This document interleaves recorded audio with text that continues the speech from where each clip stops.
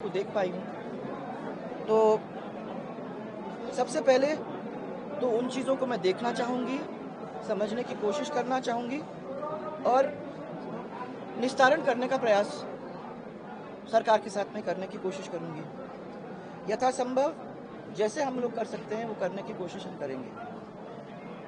सबसे मेरी हाथ जोड़ के इतनी प्रार्थना है कि ये एक बहुत ही दुखद घटना हमारे झालावाड़ परिवार का हुआ है। राजस्थान की राजनीति में बड़ी सियासी सुगबुगाहट देखने को मिल रही है। दरअसल राज्य की पूर्व मुख्यमंत्री वसुंधरा राजे सिंधिया ने प्रधानमंत्री नरेंद्र मोदी के साथ मुलाकात की। बता दें कि इस मुलाकात के दौरान संगठन के मंत्री बीएल संतोष और इसके साथ साथ राधा मोहन अग्रवाल भी इस बैठक में मौजूद रहे। लगातार खबरें सामने आ रही हैं कि आने वाले वक्त में जल्द ही मंत्रिमंडल और इसके साथ साथ संगठन में विस्तार देखने को मिल सकता है, फेरबदल देखने को मिल सकता है।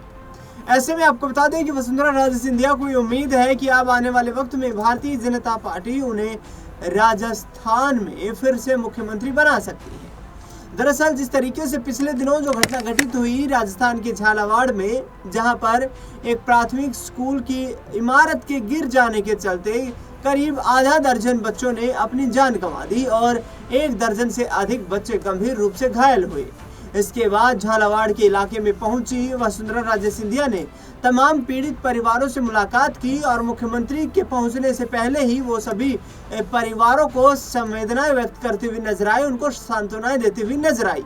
इसके साथ साथ उन्होंने कहा कि सरकार हर संभव मदद भी उनकी करेगी। इस घटना के तुरंत बाद जिस तरीके से जब सवाल खड़े हो रहे थे कि आगे आने वाले वक्त में अब भजनलाल शर्मा की कुर्सी जो है वो खतरे में दिखाई दे सकती है, कांग्रेस पार्टी ने जबरदस्त तरीके से निशाना साधा। और इससे पहले आपको बता दें कि वसुंधरा राजे सिंधिया ने भी इस पूरी घटना को लेकर के अपनी प्रतिक्रिया व्यक्त की थी। बता दें कि अब प्रधानमंत्री नरेंद्र मोदी से मुलाकात के बाद ये चर्चाएं हैं कि आने वाले वक्त में भजनलाल शर्मा से सीएम कुर्सी का चार्ज वापस लेकर हाईकमान वसुंधरा राजे सिंधिया को बड़ी जिम्मेदारी सौंप सकता है। वर्ष 2023 में राजस्थान में विधानसभा के चुनाव हुए थे। उन विधानसभा के चुनाव में देखा जाए तो जिस तरीके से राजस्थान में बीजेपी ने पूर्ण बहुमत की सरकार बनाने में कामयाबी हासिल की और उसके तुरंत बाद ये देखा गया कि वसुंधरा राजे ने खूब ताकत दिखाई, लेकिन भजनलाल शर्मा को मुख्यमंत्री बना दिया गया था। उसी वक्त से लगातार ये खबरें सामने आ रही हैं कि वसुंधरा राजे सिंधिया हाईकमान के उस फैसले से नाखुश नजर आ रही है। लेकिन अब झालावाड़ में जो घटना घटित हुई है, इस पूरी घटना का जिक्र भी सूत्रों ने जो खबरें हमारे सामने रखी है उसके हिसाब से बता दें आपको कि प्रधानमंत्री नरेंद्र मोदी को इस पूरे वाकये से अवगत करवाया है।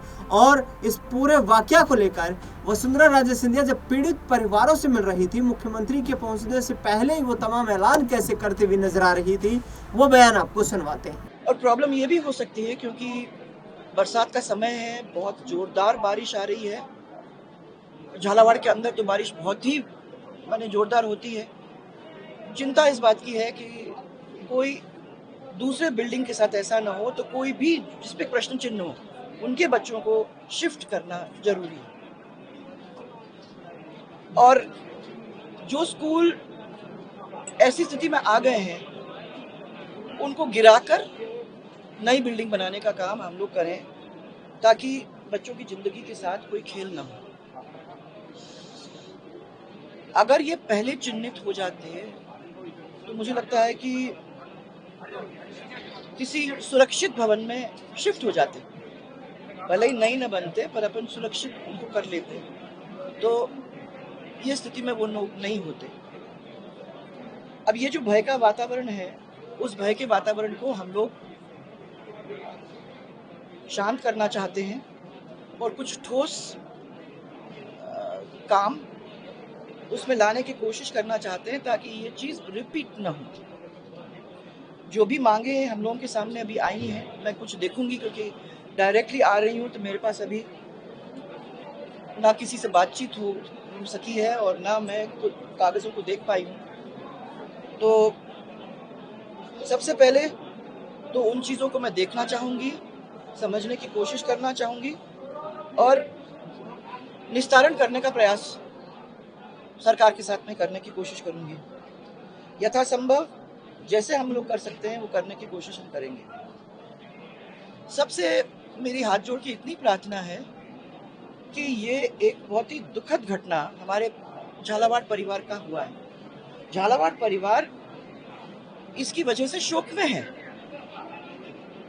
मेरा खाली सब लोगों से इतना ही निवेदन है कि बाहर के लोग न आए, इसको पॉलिटिसाइज न करने की कोशिश करें और थोड़ी सी सेंसिटिविटी दिखाएं झालावाड़ के परिवार के साथ, और जो हम लोग अभी जो हम पे से हमारे दिल पे से गुजर रही है उसको समझने की कोशिश करें।